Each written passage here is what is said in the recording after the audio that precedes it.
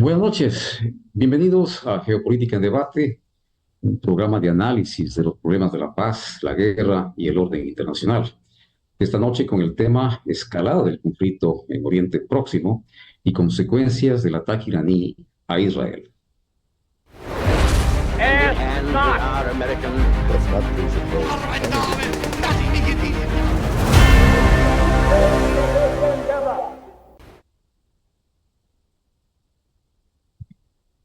Durante años, Israel e Irán han protagonizado una guerra soterrada que se ha matizado con los ataques selectivos de Israel, Líbano, Siria e Irak, y en contraparte, los misiles que Hamas, Hezbollah y los hutíes han venido lanzando a territorio israelí por cuenta y orden de Irán.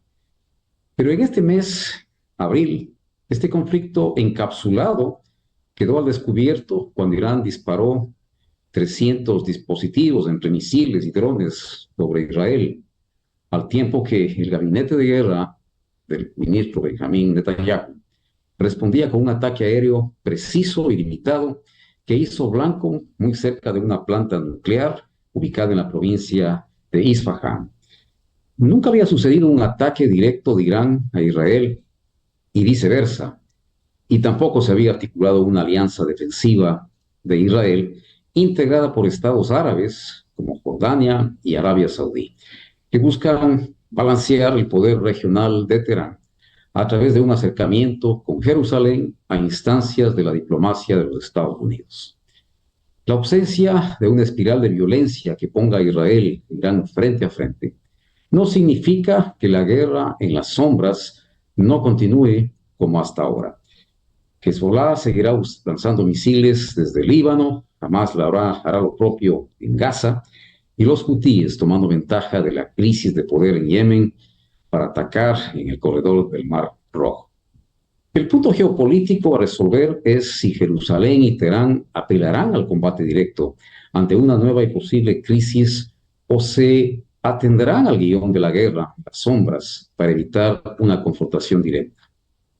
Menester recordar que Hamas mantiene como rehenes a 134 judíos que secuestró durante el ataque terrorista del 7 de octubre, e Israel define o definirá la ofensiva militar sobre Rafah, que es el último bastión del grupo terrorista en Gaza.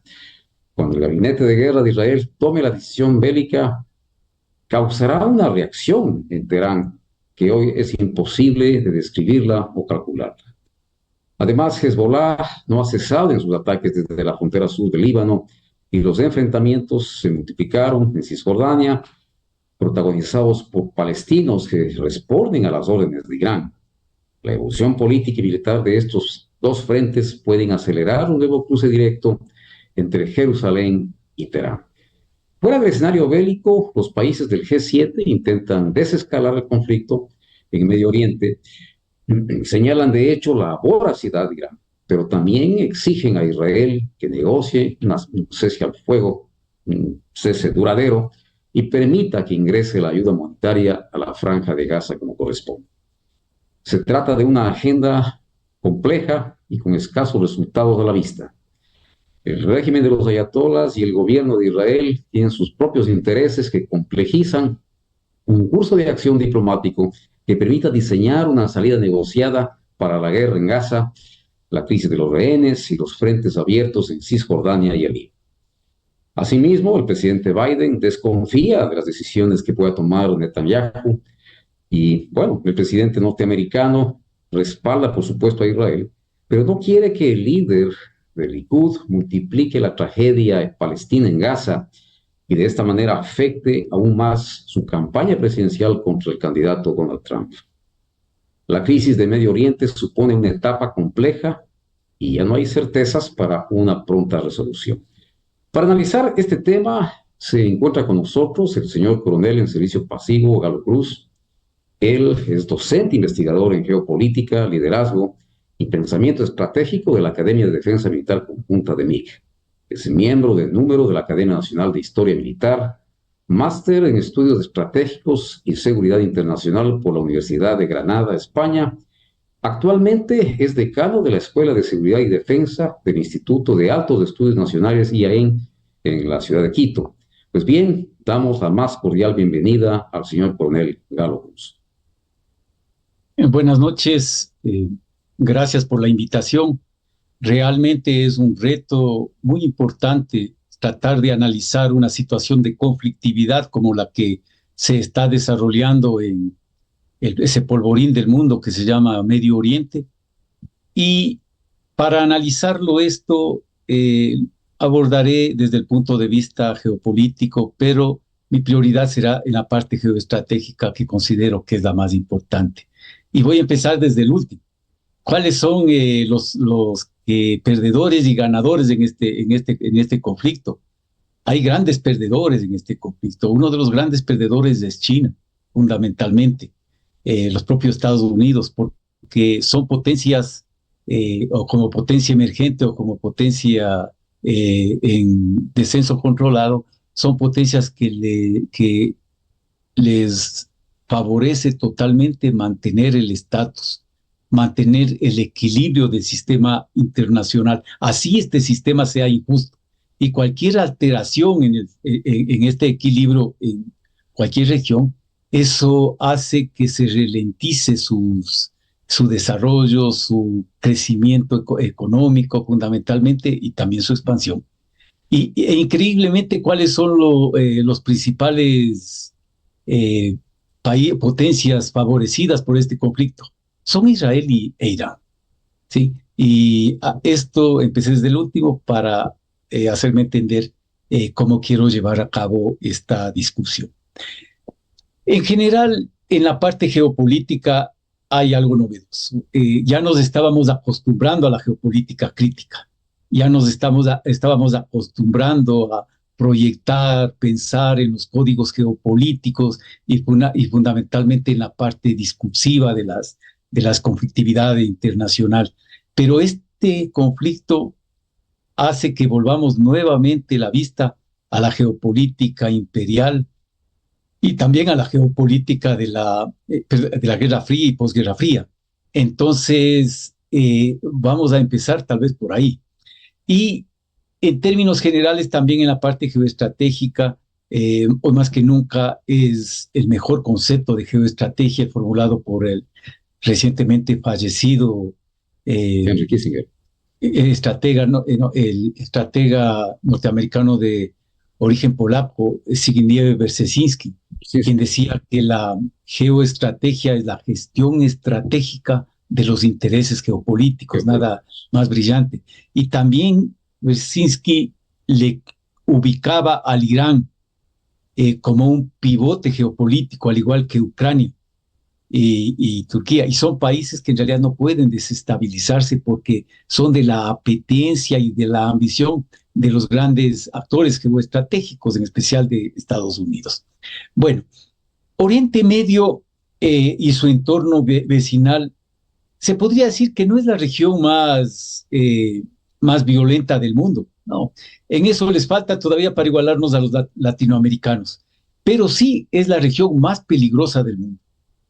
Es más peligrosa porque una simple falla de cálculo estratégico podría acelerar el ambiente bélico, acelerar la situación conflictiva y desatar una hecatombe nuclear, o también aumentar la guerra fratricida entre elementos culturales, no solo entre el Islam y el resto de civilizaciones, sino dentro de el propio Islam entre sunitas y chiitas, ahí entra Huntington. Y también en la parte de geoeconomía, porque una conflagración más importante en ese sector paralizaría y afectaría seriamente, como afectó el COVID, a la economía mundial, porque por ahí pasan por Hormuz y pasan los principales recursos petroleros que requiere fundamentalmente, entre otros, China para seguir produciendo y dando empleo a gran parte del lejano oriente y del mundo. Claro que sí. Asimismo, sí, asimismo, hay que entender estos problemas desde algo anterior. Pero no miré muy lejos. Solo empezaré cuando estaba terminando la Segunda Guerra Mundial y dio inicio la Guerra Fría. Cuando da inicio este periodo de Guerra Fría y empieza la parte más álgida de la misma, entra en un enfrentamiento bipolar la Unión Soviética y los Estados Unidos y sus aliados. Ahí tiene un papel decisivo Irán, un papel trascendental. ¿Por qué motivo? Porque amparado bajo el auspicio de la teoría geopolítica de Nicolás Spigman, del Rimblad, ¿no? Para evitar que la Unión Soviética se expanda hacia el resto del mundo, en la franja, en el de borde que es el Rimblad, se empieza a manifestar su interés por poseer esa barrera a los Estados Unidos y sus aliados y desarrollan la geoestrategia de contención. Y dentro de la geoestrategia de contención, uno de los aspectos más importantes es construir 3 grandes organizaciones de seguridad y defensa colectiva. Una de ellas que está vigente y en expansión actualmente, pero que no ha mejorado su pensamiento estratégico, es la Organización del Tratado del Atlántico Norte, fundada en Bruselas en 1949.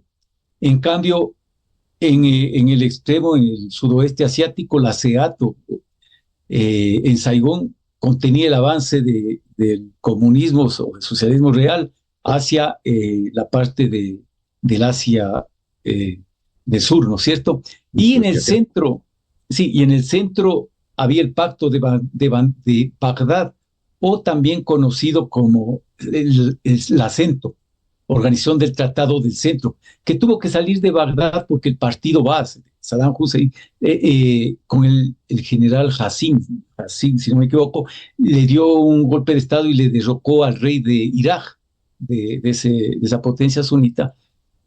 Y con eso Estados Unidos tuvo que pasarse a Teherán, donde estaba su máximo aliado de la región, que era el imperio iraní, con Mohammad Reza Pahlavi, con el Shah, ¿no? Imperio persa. Pero, claro.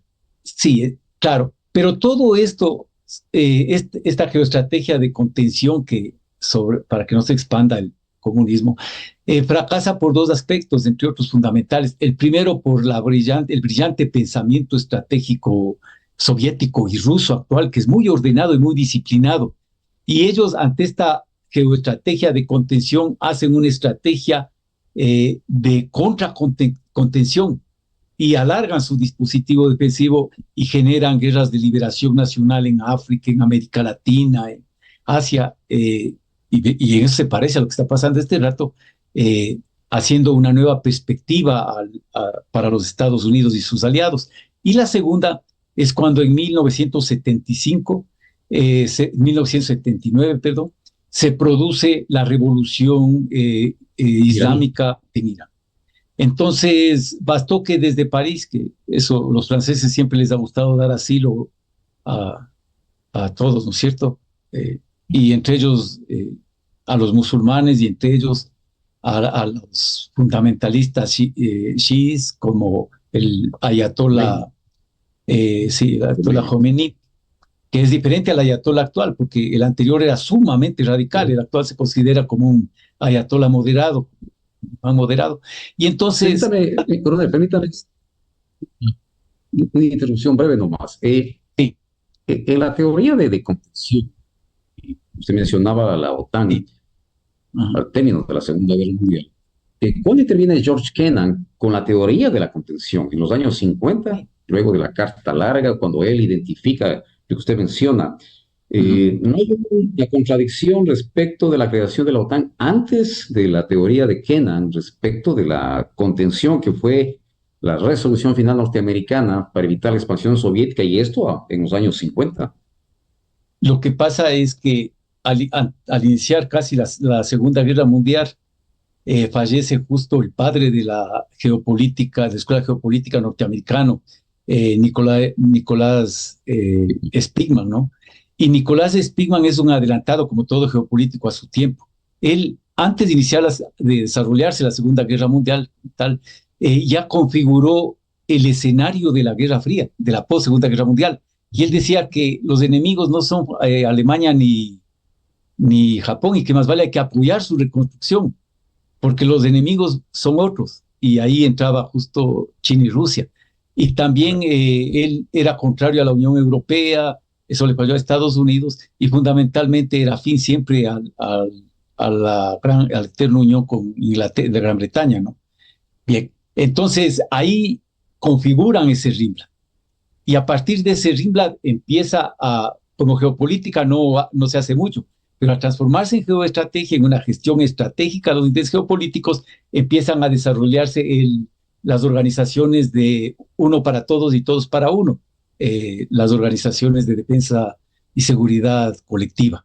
Claro, ya Kennan le da ya le da la forma de una doctrina propiamente de contención que fue fortaleciéndose hasta que se deteriora, como digo, con la contracontención y también con esta revolución islámica. Pero Perfecto. en esa época, tanto en Irán como en Israel, los dos tienen casi objetivos parecidos.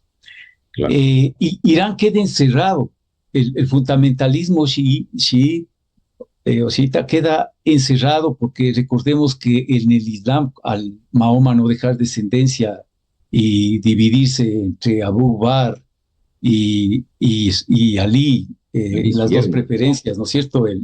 Claro. El imán y el califa. Entonces fue una guerra fratricida que es hasta ahora. Y en eso, en los dos hay grupos extremistas, en los dos también hay gente brillante, académicos, pero la mayor parte del Islam son sunitas, el 80% de todo el Islam del planeta son sunitas, ¿no? Y entonces quedó aislado realmente Irán. Israel, en cambio, hacía los esfuerzos necesarios para tratar de consolidar su proyecto nacional y el hogar judío, ¿cierto? Y los dos, en otras palabras, generaban las capacidades necesarias para consolidarse y sobrevivir con enemigos en sus fronteras, ¿sí? Con enemigos en sus fronteras. Entonces, hasta Yom Kippur prácticamente, que fue una guerra de consolidación, cuando el gran héroe de ahí, un general paracaidista, el general Ariel Sharon, más conocido como Arik Sharon, que fue después primer ministro, decía que la doctrina es sencilla, la doctrina de Israel. Y esa doctrina decía que no hay nada imposible. Era fundamental. En cambio, por el otro lado, Irán estaba aislado, no tenía industria y empezó desde cero prácticamente con la deconstrucción de piezas, con la economía en reversa de lo que había dejado los americanos allí y empezó a generar sus incipientes prototipos y empezó a desarrollarse industria. Y ahora entre los dos también hay una gran diferencia en la parte estratégica en cuanto al poder nacional absoluto y relativo. Como sabemos, el poder nacional absoluto es lo que dispone un Estado al momento. Pero más importante que ese poder absoluto es el poder nacional relativo, que es lo que posee más lo que sus aliados están en condiciones de dar. Y entonces el poder nacional relativo de Israel es muy importante porque tiene a toda la comunidad internacional económica judía, ¿no? Y a los Estados Unidos y otros aliados. No todos los aliados de Estados Unidos, porque hay países que tienen resquemores en sus relaciones con Israel, ¿no? Francia, Gran Bretaña. Por otro lado, también se veía incrementado Israel con el apoyo humano que daba, pero con armamento a Alemania, ¿no? Para resarcir en algo el holocausto. En cambio, Irán no tenía nada, y los dos entran en guerra con los pueblos árabes circundantes dentro de Israel, pero entra en una guerra terrible también Irán contra sus hermanos, no raciales, sino sus hermanos musulmanes, ¿no? Pero no chiitas, sino sunitas, como era Irak. Claro que había una diferencia significativa en la población. Y esta guerra que fue terrible, que fue en 1980 hasta 1988, es una guerra horrible porque hay una parálisis estratégica. Se pareció como decía yo de mañana, se pareció a la Primera Guerra Mundial porque era guerra de trincheras, con armas químicas. Y al final de la guerra entre los dos países importantes, no ganó nadie.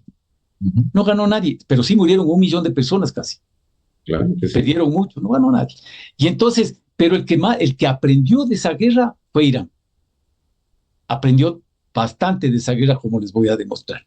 Bueno, eso es uno de los aspectos muy importantes inicialmente sobre lo que le estaba eh, tratando. Pero cuando empieza la acción de Estados Unidos y sus aliados en la Segunda y Tercera Guerra del Golfo contra el régimen de Hussein, que fue una acción posiblemente geopolíticamente, a ver, operativamente brillante en cuanto a la aviación estratégica, todo, pero geopolíticamente terrible. ¿Por qué motivo? Porque el partido Baas de Saddam Hussein y las propias estructuras tenían algo fundamental, que tenían una inclinación laica, pese a ser islámicos, y al igual que pasa con dos potencias importantes que tiene el Islam, que son Turquía, sunitas, ¿no? Turquía y Egipto. Claro. Son países que desde Turquía, desde Mustafa Kemal Atatürk, del brillante coronel, héroe nacional que a sangre y fuego le occidentalizó en algo a Turquía y le modernizó, y Egipto también, lo laico permite que no se derrumben esos países bajo el fundamentalismo o bajo... Y eso sería trágico no solo para la región, sino para el mundo. En ese sentido también es importante aclarar que cuando pasa esto y entre Estados Unidos, Irán envía, infiltra y favorece guerrillas o grupos de combate en Irak. Pero una vez que murió Hussein y se acabó todo, no salieron de ahí y se quedaron. Y también como se fortaleció Siria, donde están los alawitas, que también son chiitas. Y en Siria hay una base rusa, ¿no? Entonces ya vamos atando, hay un poco de caos. Ya, pasa eso y hay otro elemento fundamental. Aparece en el mundo un nuevo modelo de conflictos, que son los híbridos, inspirados para muchos en la famosa doctrina Gerasimov. Rusia es el baluarte de eso.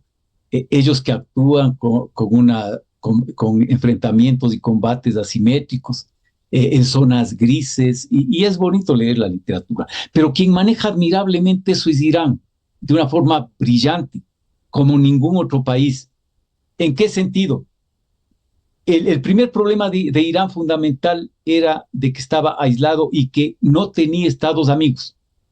No tenía, porque el socialismo era contrario al Islam. Los sunitas tenían al un lado, en el otro, otros sunitas, Pakistán. Entonces, no tenía amigos casi. Pero en cambio, amplió él sus aliados no con los estados, sino con los no estados. Y es así como hoy hablar de Irán también es hablar del PMU que está en Irak, es del Hezbollah, que me referiré al último, porque es un caso muy delicado, que empezó como una milicia libanesa, pero hoy es más poderosa que las fuerzas de ese país y está en todo el mundo. Ansarullah y los hutíes en Yemen, el Frente Nacional de Siria y algo adicional actual, la Yihad Islámica y el grupo Hamas, que sin ser chiitas, en cambio entienden que la única potencia islámica comprometida con la Guerra Santa o comprometida con los valores islámicos no es Arabia Saudita, Egipto ni Turquía, es fundamentalmente Irán. Entonces, eso queda fuera del territorio. Y dentro de la guerra simétrica, dentro de la parte geoestratégica, Irán aplica tres principios fundamentales que yo he visto que poco analizan estos analistas. En Estados Unidos lo están analizando a la saciedad y también en Alemania y algunos, en Italia también vi algo de esto. Entonces, ¿qué ha pasado con ellos? Fundamentalmente tres conceptos fundamentales. Primero, la profundidad estratégica. La profundidad estratégica. Y atado a la profundidad estratégica, las fronteras dinámicas y también la retaguardia difusa. Entonces, ¿qué pasa? Las fronteras para Irán no son el límite político internacional como era en la guerra con Irak. La frontera dinámica inicia donde está la amenaza, donde inicia la amenaza. Y por eso la primera línea de defensa de Irán está en Líbano, está en Gaza, está en grupos infiltrados en Egipto, en Arabia Saudí, en Yemen y en otras partes del mundo. Ahí inicia su defensa. Es como decir que la línea defensiva del Ecuador está donde inicia la amenaza, y la amenaza no inicia en Guayaquil ni en Durán, la amenaza inicia en Nariño, en Putumayo. Tal cual, ¿Sí? tal cual.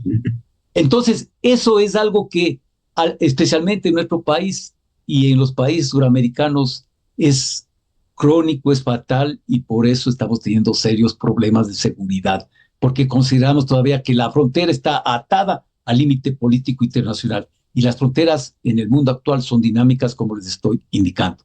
Es algo fundamental. Y las prioridades de Irán ya no están hechas en base a territorios ni nada por eso. Está hecha en base a centros de gravedad, fundamentalmente, en la cual estos grupos han recibido inicialmente el apoyo económico de Irán. Porque Irán tiene sus problemas, ya está cerca de 100 millones la población actualmente de Irán, poca agua, la parte ambiental, todo eso. Pero esos grupos ya son autosustentables. Ellos mismos por decir, Hezbollah es uno de los principales comerciantes de armas, traficantes de armas del planeta. Sí. No siempre Hezbollah está atado a Irán. O sea, no hay que endosarle todo lo que hace este grupo a Irán. Y en la guerra híbrida, ¿cuáles son esos grandes vectores que utiliza Irán? Primero, la parte ideológica y religiosa.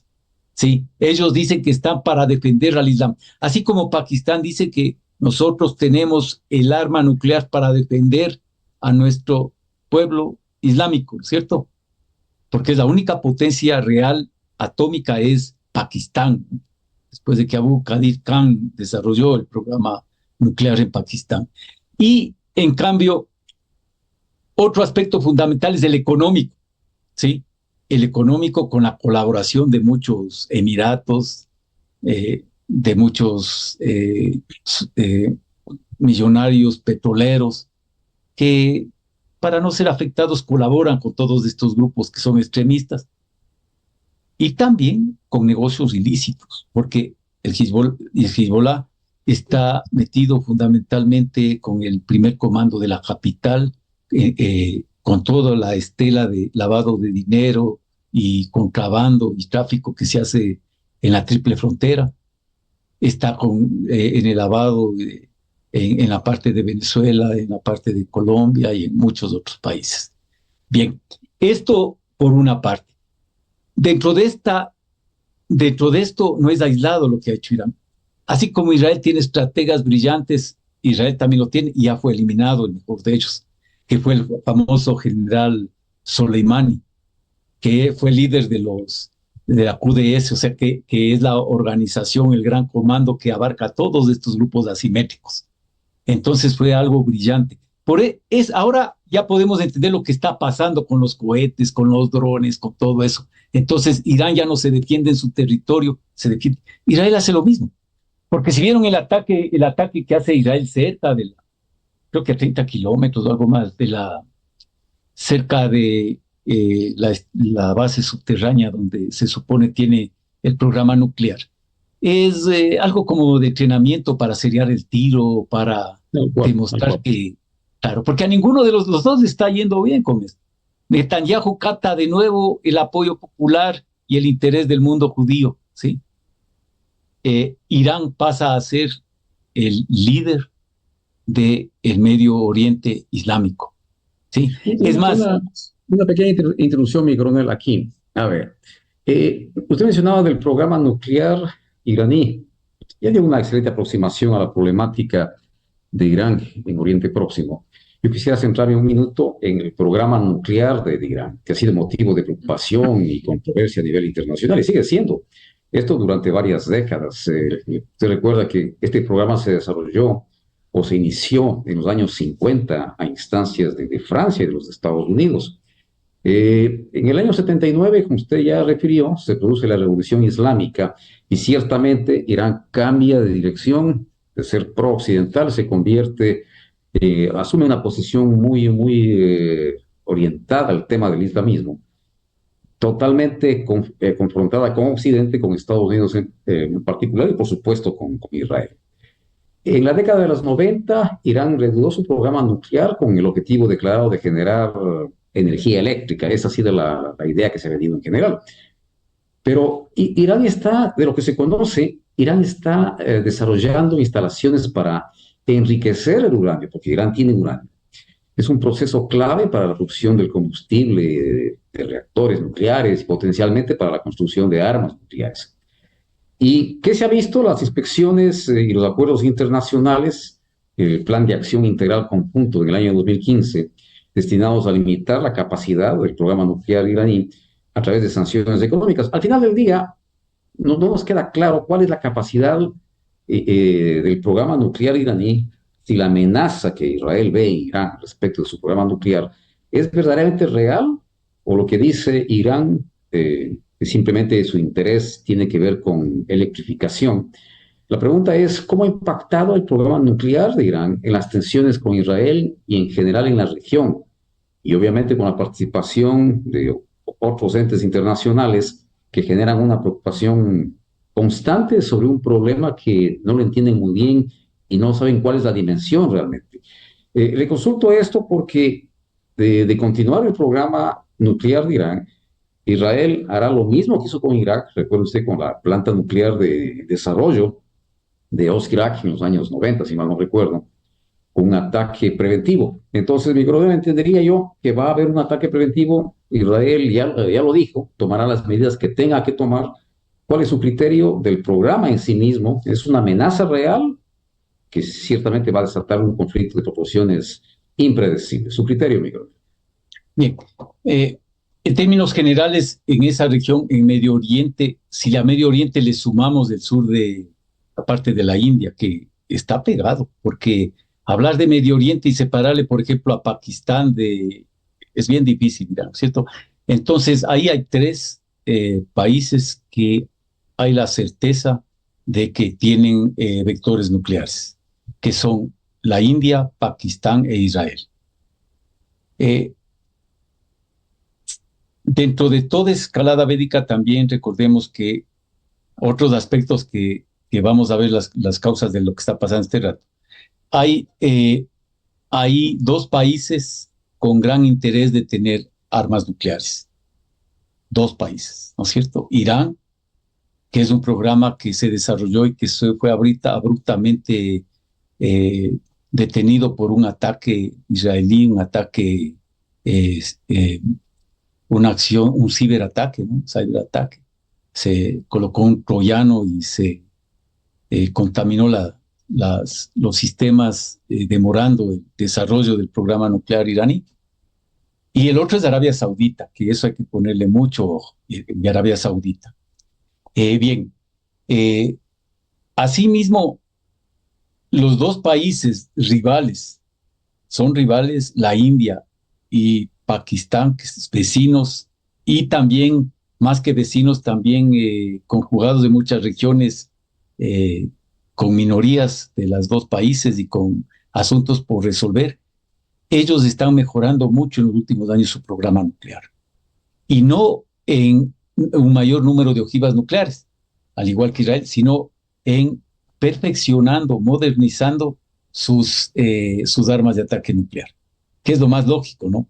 Invierten más en tecnología que en aumentar, como le pasó a la Unión Soviética, el número de ojivas nucleares.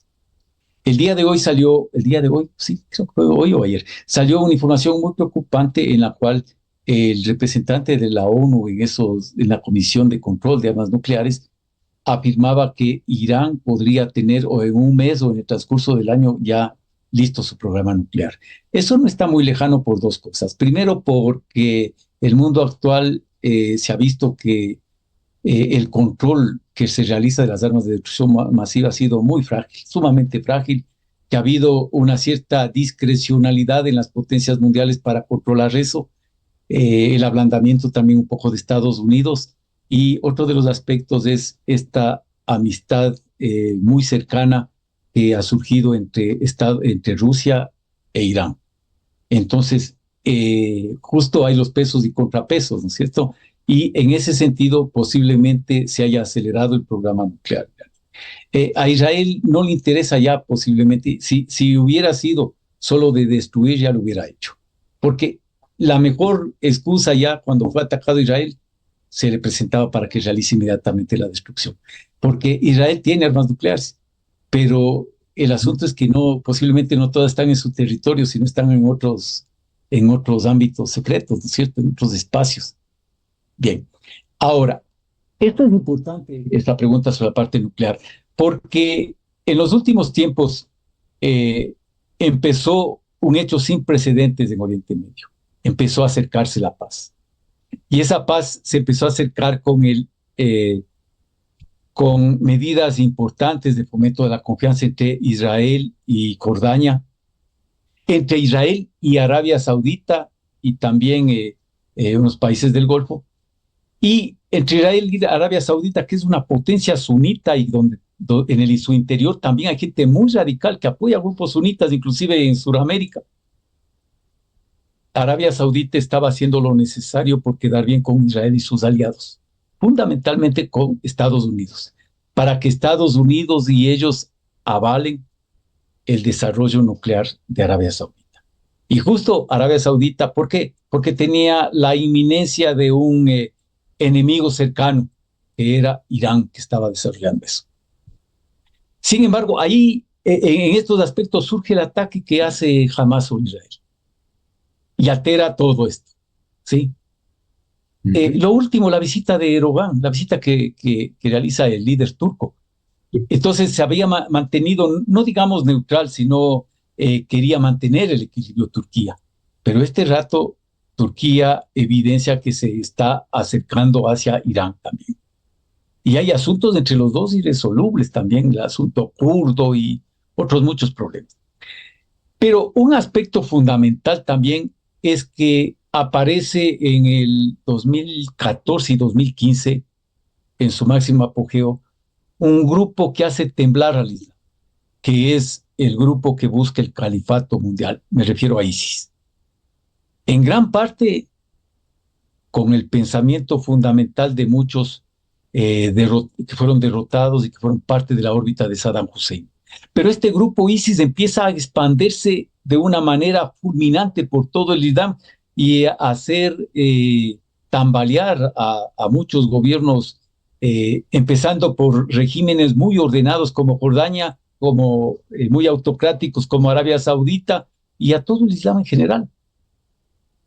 Pero ahí aparece inicialmente bajo la idea también de apoyar a sus aliados sirios, alawitas, aparece ya en toda su dimensión Irán.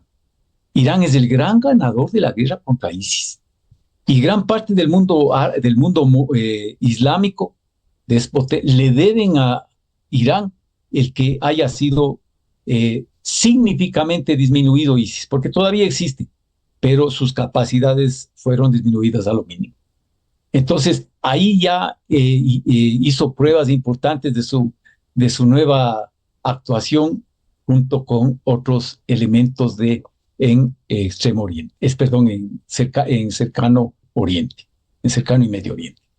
Entonces, esto es importante reconocerlo.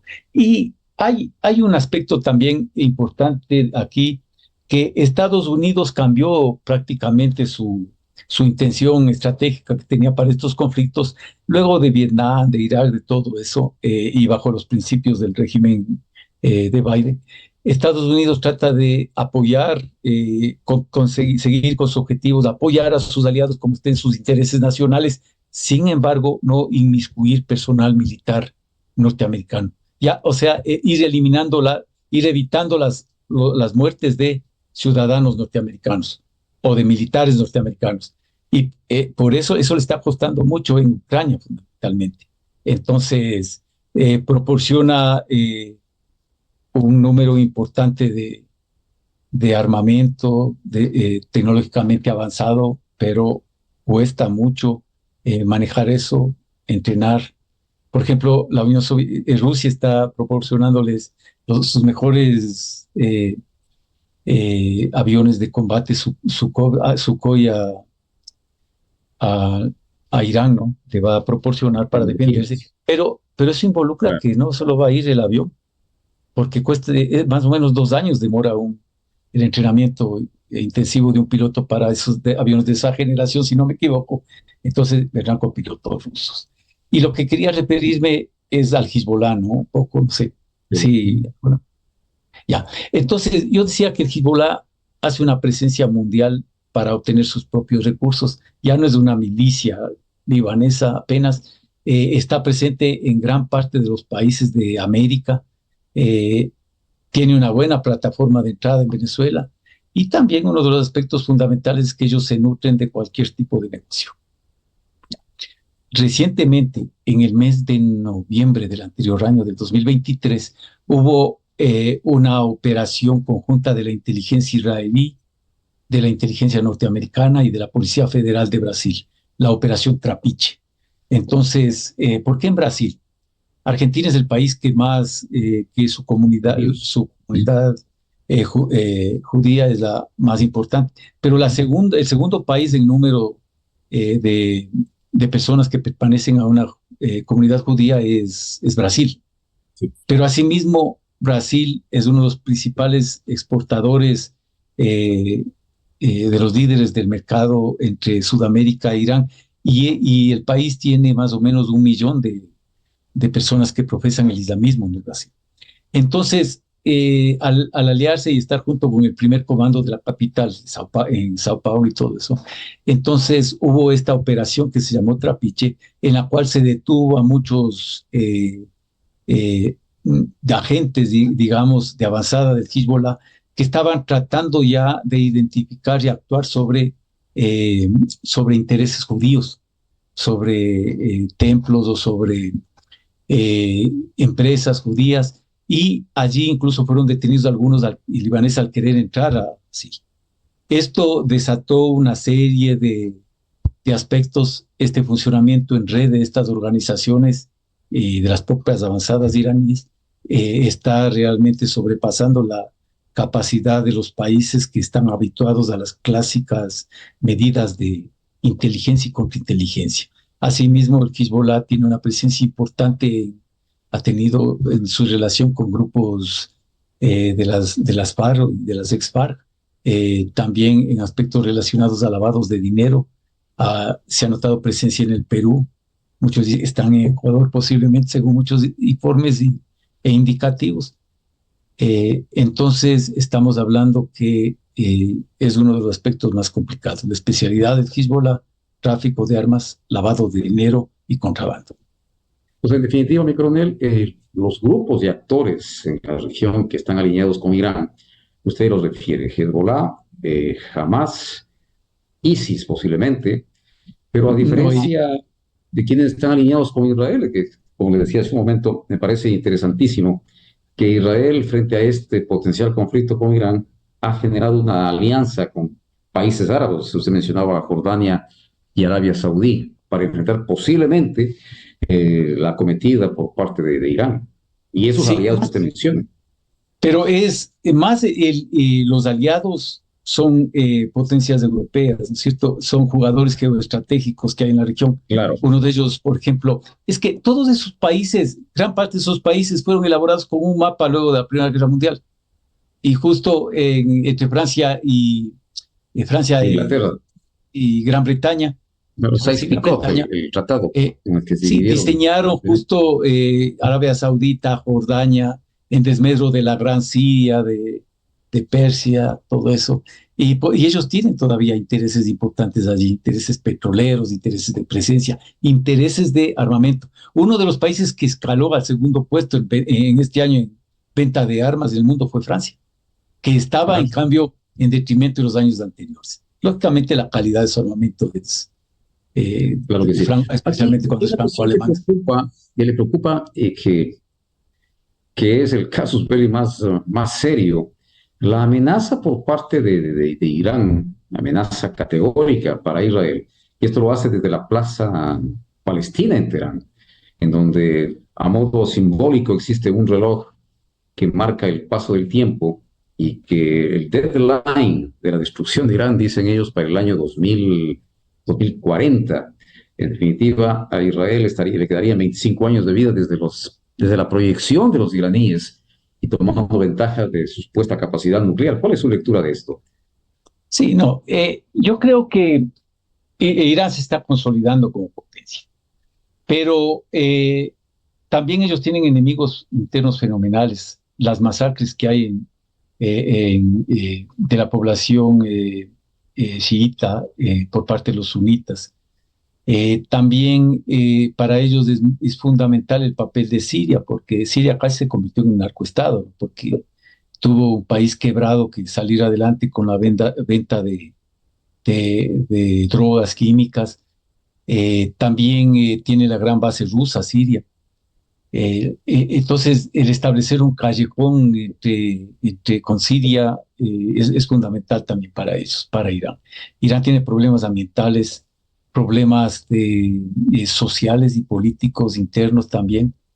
Nosotros estamos viendo que a ellos no les interesa mucho la opinión de otros países, pero en De cambio están acuerdo. teniendo el apoyo de Rusia. Sin embargo, en la historia de las relaciones internacionales, y eso pasa con los BRICS, son relaciones no estables. De repente son relaciones que pasan por un conflicto, que pasan por solucionar un conflicto. Entonces, otro gran dilema es la India, ¿no? Otro gran dilema de cuál es el papel estratégico de la India, aliado lógicamente de Rusia, aliado por antonomasia siempre de Rusia. Entonces, yo pienso que no va a escalar más posiblemente el conflicto. Lo que sí hay que tener cuidado en la parte disuasiva. La disuasión, prevención, respuesta como paradigma estratégico empezó a ser superado porque de tanta disuasión se llega de repente de tanta disuasión se llega a la provocación y estallan las guerras. Por ejemplo, una de las frases menos entendida, y eso justo escribía un amigo brasileño, es que no es tan cierto de que si quieres la paz tienes que prepararte para la guerra. Para la guerra. Porque cuando los griegos indicaron eso en la guerra del Peloponeso, se fueron preparando tanto que los otros, ahí viene la trampa de Tucídides que hablamos la anterior vez, ¿no? Se vienen preparando tanto que el otro ya se siente amenazado y estalla la guerra. Y eso ha pasado por eso fue la Primera Guerra Mundial, por la preparación, la disuasión de la Armada Alemana, todo eso. Entonces, eso es un aspecto importante. Ahora bien, los países harán lo imposible por dos cosas, las potencias, por mantener el equilibrio y que no haya una guerra ahí, pero también por seguir vendiéndoles armas. Claro, Eso claro que debemos de sí. entender fundamentalmente. La posición más difícil en eso es la posición de los países latinoamericanos o sudamericanos, que su política exterior está en vaivén. Al ¿Sí? país. En Aquí hay vaivén. una pregunta que me están haciendo llegar. Me dicen, ¿qué implicaciones tiene el conflicto entre Israel e Irán para la seguridad internacional? Usted explicó muy bien la implicancia regional, pero ¿cuál sería la implicancia a nivel internacional en un conflicto de las proporciones más allá de las que hemos analizado? Bien, la seguridad internacional tiene un grave defecto, que quienes son los organismos llamados a ser baluartes evitar los conflictos son los primeros productores de armas, que es los que forman parte del Consejo de Seguridad de las Naciones Unidas. Asimismo, el propio Consejo de la Seguridad de las Naciones Unidas no tiene el peso para imponer la paz en el mundo, por cuanto no están los actores estratégicos fundamentales, las grandes potencias. Ahí está algunas potencias que ya no tienen casi ese estatus. Eran los que tenían al terminar la Segunda Guerra Mundial. Ahí no está la India, allí no está Alemania, no está Japón, no está una potencia suramericana como Brasil. Entonces tienen poca capacidad y por eso el multilateralismo inclusive está en problemas, ¿no? Está en crisis en estos últimos años. Eh, Uno de los países que más está apostando también por la paz, creo, y el que más está sufriendo de esta guerra es China. Sí, su franja y ruta, esa gran conectividad marítima, terrestre, La ruta integración de la seda. marítima, terrestre, de conectividad, que Ujú. posiblemente tiene como objetivos los puertos Hamburgo, Amberes, los puertos europeos y tratar de fraccionar y sobrepasar económicamente la preeminencia atlántica de Estados Unidos y sus aliados. tiene una ralentización terrible en esos aspectos. Ellos posiblemente son los más complicados por eso. Eh, Hay otros actores que son críticos, Hezbollah mismo. ¿Por qué razón? ¿Hasta qué medida Irán le va a dominar y sostener a Irán? Es decir, al Hezbollah. ¿Hasta qué medida? El propio ISIS recién realizó un atentado criminal de proporciones en Irán. Entonces todavía no está desaparecido el ISIS. Hay pueblos que esperan una chispa o algo para tratar de resurgir. Y no estoy hablando de pueblos pequeños, son de millones de habitantes y que están en 3, 4 países. Los kurdos, por ejemplo, sí, los Claro. armenios, que son tratados como unos elementos subhumanos por Turquía, por Siria, por el propio Irán.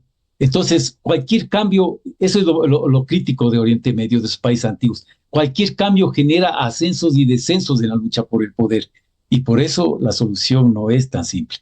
Israel, Y, si no aplica, si no alarga su defensa, si no expande también su línea de interés, una profundidad estratégica como lo está haciendo hoy, entonces estaría en problemas. Y por eso el avión desde el cual posiblemente salió esos misiles de prueba hacia Irán no fue de territorio israelí ni jordano, ¿no? No fue bajo ningún punto. El ataque de Irán también para muchos este ataque es como aquí cuando hablan de los más buscados, ¿no?, en el Ecuador. El ataque de Irán a lo mejor fue un ejercicio de defensa aérea que realizó Israel y sus aliados y fue un ejercicio real de defensa aérea. Y no pasó claro, de eso. mire, se conoce que los aviones, a propósito que usted dice del ataque israelí, que es súper interesante, ahí se ve la capacidad tecnológica de Israel.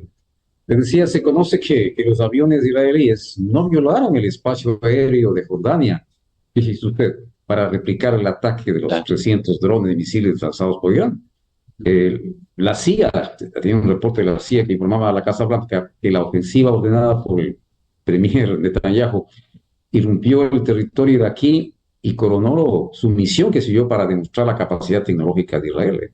En Washington muy pocos saben qué tipo de misiles se utilizan, desde dónde fueron lanzados y qué blancos golpearon, además de la ciudad de Isfahán, Así es, que por es supuesto. quizás, usted mencionaba el centro de gravedad no sé, de Irán. Isfahán pudiera ser el centro de gravedad, habida cuenta de que ahí se está desarrollando su capacidad y su músculo nuclear.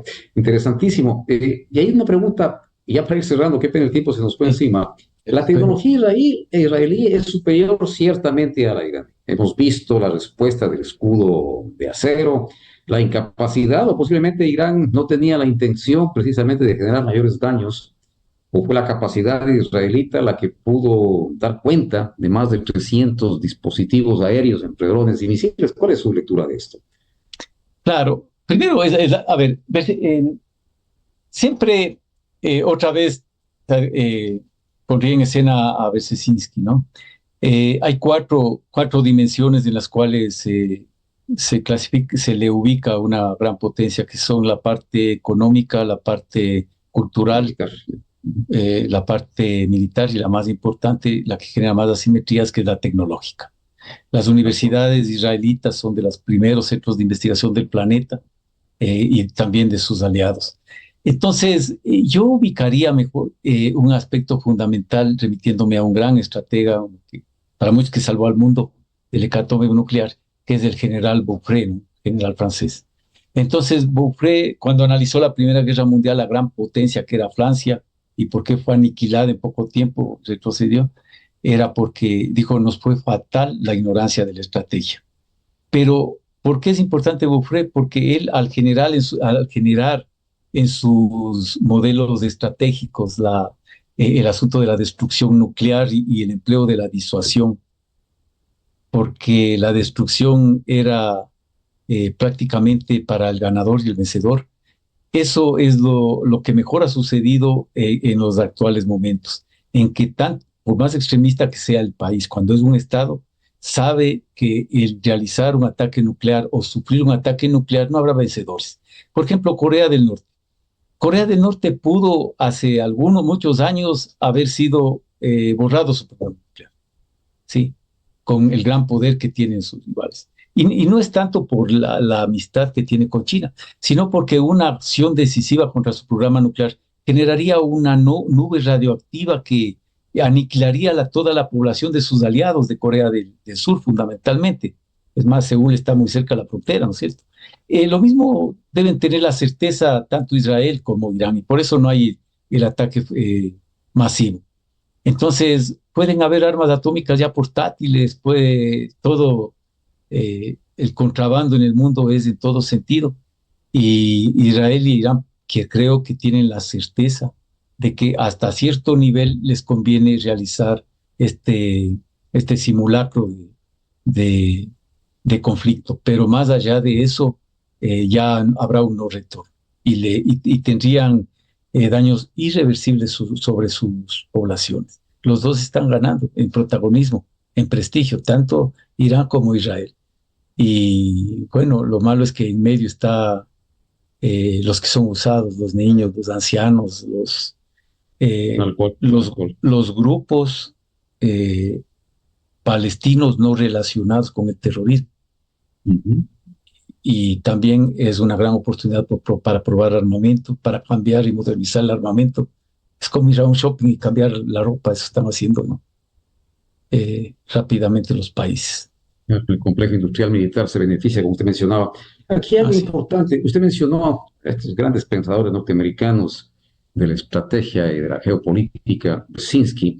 Él en su tablero mundial, en el análisis, yéndonos a Oriente Próximo, ¿qué país se está proyectando mayormente para el liderazgo regional? Refiero a los dos grandes competidores, que no es Israel realmente, los grandes competidores Irán y Arabia Saudí. ¿Cuál es su criterio? ¿Qué país estaría con ese potencial liderazgo? ¿Los iraníes con esta generación conflictiva apoyando a los grupos que van contra Israel? ¿O Arabia Saudí desde una posición un tanto más conservadora respecto de Occidente? ¿Cuál es su lectura de quién se proyecta como el futuro líder regional geopolítico? Bueno, en la parte regional es Irán este rato, sin duda, ¿no? Es Irán desde hace algunos años. Pero también no olvidemos que, por ejemplo, Arabia Saudita empezó incluso en la propia Suramérica una penetración ideológica con templos sunitas y para expandir sus negocios, ¿no?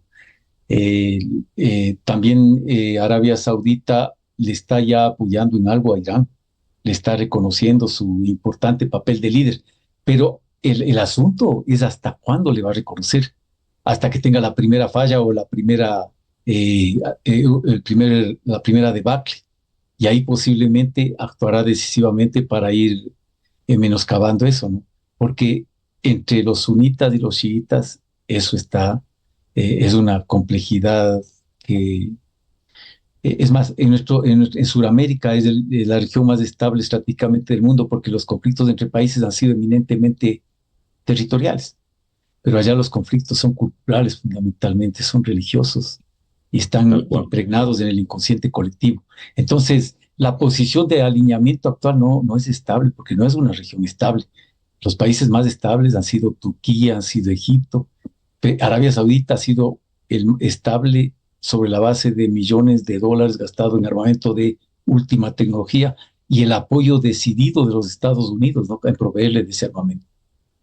Entonces, Correcto, esa es la correcto. parte fundamental. Eh, en esta conversación, el pueblo palestino es central en el análisis, ciertamente. Ujú. ¿Cómo ve usted el futuro del pueblo palestino? Se habla de un genocidio en estos días. La Corte Internacional de Justicia habla de que la posibilidad de que Israel esté llevando a efecto un verdadero genocidio del pueblo palestino. No ha permitido el acceso de la ayuda humanitaria, se ha generado una catástrofe de características bíblicas. ¿Cuál es su lectura? ¿Tiene futuro el pueblo palestino o esto va a seguir siendo el punto, el key de la cuestión, de la problemática en Oriente Próximo? Claro, también la influencia de Palestina y sus aliados en todo el mundo en cuanto a recursos, a propaganda, es muy importante, ¿no? La parte antisemita que tienen ellos. Pero hay que tomar algunos aspectos. Gaza ha sido, es el sitio más poblado del planeta, ¿no? En cuanto a densidad poblacional. Y esto empieza a cambiarse cuando el pueblo elige. Por eso es que la democracia no es muy afín a a toda esa región cuando elige a gente partidaria de Hamas. Lo que pasó en Líbano con Hezbollah. Y ya son parte de la política y del poder en esos países. Entonces observamos que gente de la institución, de una de las más nobles que hay en el mundo, ¿no? La ACNUR y todos ellos, hubo gente que le servía a los intereses de los grupos terroristas como espías o como protectores. Debajo de los hospitales estaban sus depósitos subterráneos. Mientras los judíos estaban estudiando en sus universidades, centros de investigación, los otros estaban preparando minas en la parte subterránea. El apoyo de Irán y de los grupos favorables a Irán a la construcción de esos túneles en la parte tecnológica fue fundamental. Y para eso le sirvió también la guerra Irán-Irak. Entonces, eso es un aspecto muy importante porque ninguno de los emprendimientos que se ha hecho por llegar a la paz ha sido sobre la base de principios democráticos o de derechos humanos. Entonces, recuerden, el Premio Nobel de la Paz, dos líderes en su tiempo que obtuvieron, el coronel Gamal Abdel Nasser, que unos grandes líderes de Egipto que fue aniquilado por sus propias tropas en un desfile militar por haber hecho la paz con Israel. Y de Israel, en cambio, al revés, perdón, estoy hablando, Nasser era antes, ¿no es cierto? Fue el de la Suez, Anwar Sadat, perfecto, gracias. Y en cambio de Israel, Menachem Begin, líder terrorista del grupo Irgun, de los terroristas más importantes que hubo, llegó a ser primer ministro de Israel y se dio cuenta de que la paz era el principio, impactó con ellos contra la oposición de los tradicionalistas, ahí sí cabe el término no israelíes, sino israelitas, y tuvo también un premio Nobel de la Paz habiendo sido terrorista. Pero en cambio ya en la actualidad es muy complejo el tema, ya los grupos son muy fraccionados y tienen también la incidencia de pensamientos terroristas que son irreductibles. Entonces esto va a seguir por un camino mucho más amplio. La eliminación de los líderes terroristas, por ejemplo, de este gran pensador de general Soleimani, fue para tratar de frenar el pensamiento estratégico iraní. Y de otros líderes, como pasa ya este rato en Colombia, cuando tratan de eliminar a Gentil Duarte o otros, no ayuda en nada, porque los que les sustituyen son más radicales, no cometen los mismos errores y son más violentos y brutales. Yo aspiro en que, partiendo de esta de que ojalá no me equivoque, como los dos están ganando en notoriedad política y protagonismo en el ámbito geopolítico de toda la región, me refiero a Israel e Irán, asimismo a los dos no les interesaría escalar más el problema de lo que ya ha pasado. En la parte palestina, después de esto, vendrá justo un aspecto en el cual el pueblo palestino será bien difícil que también, tanto como el pueblo judío, reflexionen sobre que nunca habrá un ganador en una guerra. ¿No? En una guerra todos van a perder. Eso la historia lo establece. Solo ganarán los vendedores de armas. De ahí ellos no pueden ganar. Entonces Por ahí esperemos que... concluyendo, le decía, el tiempo nos quedó cortísimo para ir concluyendo. La participación de los hutíes de Yemen, que se involucran directamente en el conflicto israelí-palestino. ¿Qué tan lejos intentan llegar? Reciben ciertamente el apoyo de Irán y toman ventaja de la anomia institucional de su país. Claro. Por ejemplo, ahí también les recordamos a Mahat, ¿no? Cuando todos los pasos importantes estaban en manos del poder británico y cuando abandonó Gran Bretaña dejó organizado, según ellos, el mundo de o sea, estamos hablando de Medio Oriente, sobre realidades que no tenían nada que ver con las realidades geoculturales, geohistóricas que debían gobernar la división o los nombres de los países, todo. Y donde más fundamentalismo anti-Irán, o sea, anti-Chiita había, era en Yemen. Pero lograron un enclave ahí en la parte oriental, podría ser de Yemen, y este grupo de Yemen, Ansarullah, entre otros, y los hutíes después empiezan a recibir armamento empiezan ya a inquietar a Arabia Saudita, pero no pudieron exterminarles. Es igual lo que pasó con también eh, en Somalia, ¿no? En Somalia con los grupos sunitas que actuaban ahí, los terroristas y contrabandistas, cuando emplearon fuerzas de Estados Unidos y otros países aliados, no lograron casi nada. ¿Por qué motivo? Porque en la parte convencional el principio dominante de la guerra es el objetivo. Y no encontraban un objetivo para destruir, no había objetivo. Entonces, ¿qué destruían? ¿Cuál era el centro de gravedad? No encontraban, no se encontró. Entonces, eso es una zona gris, y una zona gris es muy complicada hasta aquí. Hay que actuar en la zona gris para poder neutralizar a un enemigo asimétrico. Bueno, entonces esto hay mucho por seguir tratando y Así es, esperemos que en los próximos días se vaya aclarando las cosas y disminuyendo la escalada creada. en un tema tan complejo. Bueno, quiero agradecer al señor coronel Galo Cruz por el honor de su presencia y por habernos ilustrado en un tema de tanta complejidad. Asimismo, deseo agradecer a los grupos que nos han permitido replicar este programa y que lo hacen desde varios países, Estados Unidos, Canadá, Australia, Italia, España y por supuesto nuestro país. A ellos mil gracias por permitirnos ingresar en sus hogares y a usted, mi coronel, mil gracias una vez más. Buenas noches. Un placer, una buena noche y éxitos.